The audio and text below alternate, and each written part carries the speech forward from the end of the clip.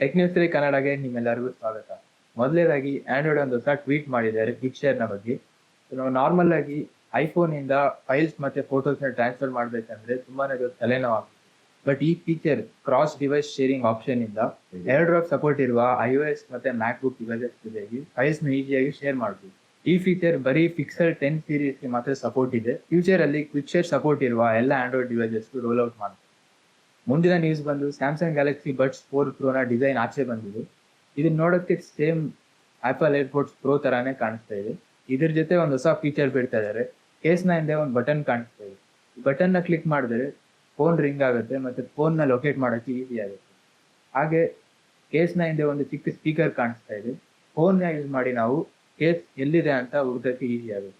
ಮುಂದಿನ ನ್ಯೂಸ್ ಬಂದು iQ15 pre booking open ಆಗಿದೆ. ಇದರ ಪ್ರೈಸಿಂಗ್ ಬಂದು 1000 ರೂಪೀಸ್. ಪ್ರೀ ಬುಕಿಂಗ್ ಮಾಡೋದ್ರಿಂದ 12 ಮಂತ್ಸ್ ಎಕ್ಸ್ಟ್ರಾ ವಾರಂಟಿ ಸಿಗುತ್ತೆ. ಮತ್ತೆ ಇದರ ಜೊತೆ iQ1E TWS ಫ್ರೀ ಆಗಿ ಸಿಗುತ್ತೆ. ಮುಂದಿನ news Oppo K15 turbo series launch ಆಗಲಿದೆ. ಈಗಾಗಲೇ ನಾವು ನೋಡಿದ ಹಾಗೆ K13 ಸೀರೀಸ್ ಅಲ್ಲಿ ಕೂಲಿಂಗ್ ಫ್ಯಾನ್ ಜೊತೆ ಬಂದಿತ್ತು. ಸೊ ಇದು ಕೂಡ ಕೂಲಿಂಗ್ ಫ್ಯಾನ್ ಜೊತೆ ಬರುವ ಸಾಧ್ಯತೆ ಇದೆ. ಮತ್ತೆ ಇವರು K14 ಸೀರೀಸ್ ನ ಸ್ಕಿಪ್ ಮಾಡಿದ್ದಾರೆ. ಡೈರೆಕ್ಟ್ K15 ಸೀರೀಸ್ ಬರುತ್ತೆ. ಮತ್ತೆ ಈ ಡಿವೈಸ್ 8 Elite Gen 5 ಜೊತೆ ಬರಬಹುದು. ಇದರ ಬಗ್ಗೆ ಪೂರ್ತಿ ಡೀಟೇಲ್ಸ್ ನಮಗೆ November 26 ಮೇಲೆ ಸಿಗುತ್ತೆ. ಮತ್ತೆ ಈ ಡಿವೈಸ್ 8000 mAh ಬ್ಯಾಟರಿ ಜೊತೆ ಬರಬಹುದು ಅನ್ನೋ ರೂಮರ್ಸ್. ಮುಂದಿನ ನ್ಯೂಸ್ ಆಧಾರ್ ಕಾರ್ಡ್ ಅಲ್ಲಿ ಒಂದು ಹೊಸ ಅಪ್ಡೇಟ್ ಇದೆ. ನಾರ್ಮಲ್ ಆಗಿ ನಾವು ಟ್ರಾವೆಲ್ ಮಾಡುವಾಗ ಹೋಟೆಲ್ಸ್ ಅಲ್ಲಿ ಎಲ್ಲ ಪ್ರೂಫ್ಗೋಸ್ಕರ ಆಧಾರ್ ಕಾರ್ಡ್ ನ ತೋರಿಸ್ತಾ ಇದ್ವಿ. ಅದರಲ್ಲಿ ನಮ್ಮ ಡೀಟೇಲ್ಸ್ ಎಲ್ಲ ಅವ್ರಿಗೆ ಕಾಣಿಸ್ಕೊಂತ ಇತ್ತು. ಡೇಟ್ ಆಫ್ ಬರ್ತ್, ಅಡ್ರೆಸ್ ಮತ್ತೆ ಫಾದರ್ಸ್ ನೇಮ್ ಎಲ್ಲ. ಇದೇ ಪ್ರೈವಸಿ ರೀಸನ್ ಇಂದ UIDAI ಅವರು ಒಂದು ಹೊಸ ಫೀಚರ್ ತಂದಿದ್ದಾರೆ. ನಮ್ಗೊಂದು QR ಕೋಡ್ ಜನರೇಟ್ ಆಗುತ್ತೆ. ಈ QR ಕೋಡ್ ತೋರಿಸಿದ್ರೆ ಅವ್ರು ಅದನ್ನ ಸ್ಕ್ಯಾನ್ ಮಾಡಿ ನಮ್ಮ ಆಧಾರ್ ಕಾರ್ಡ್ ಇರೋ ಫೋಟೋ ಅಲ್ಲಿ ವ್ಯೂ ಆಗುತ್ತೆ. ಅದಕ್ಕೆ ನಮ್ಮ ಐಡೆಂಟಿಟಿ ಮ್ಯಾಚ್ ಆದರೆ ಸಾಕು. ಮುಂದಿನ news Realme GT8 Pro launch ಆಗಿದೆ. ಇದರ ಪ್ರೈಸಿಂಗ್ ಬಂದು 12 to 56 GB ವೇರಿಯಂಟ್ 72,999 ಮತ್ತೆ 16 512 GB ವೇರಿಯಂಟ್ 78,999 ಗೆ ಸಿಗ್ತಾ ಇದೆ. ಇದು 2 ಕಲರ್ ಅಲ್ಲಿ ಅವೈಲೇಬಲ್ ಇದೆ, ಡೈರಿ ವೈಟ್ ಮತ್ತೆ ಅರ್ಬನ್ ಬ್ಲೂ.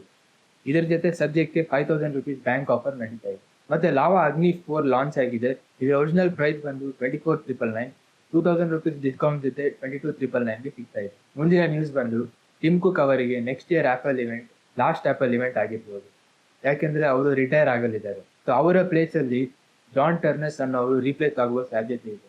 ಸದ್ಯಕ್ಕೆ ಜಾನ್ ಟರ್ನಸ್ ಆಪಲ್ ಅಲ್ಲಿ ಸೀನಿಯರ್ ವೈಸ್ ಪ್ರೆಸಿಡೆಂಟ್ ಆಗಿದ್ದಾರೆ. ಮುಂದಿನ ನ್ಯೂಸ್ ಎಕ್ಸ್ ಅಂದ್ರೆ ಫಾರ್ಮಲಿ ಟ್ವಿಟರ್ ಅಲ್ಲಿ ಹೊಸ ಚಾಟ್ ಫೀಚರ್ ಬಂದಿದೆ.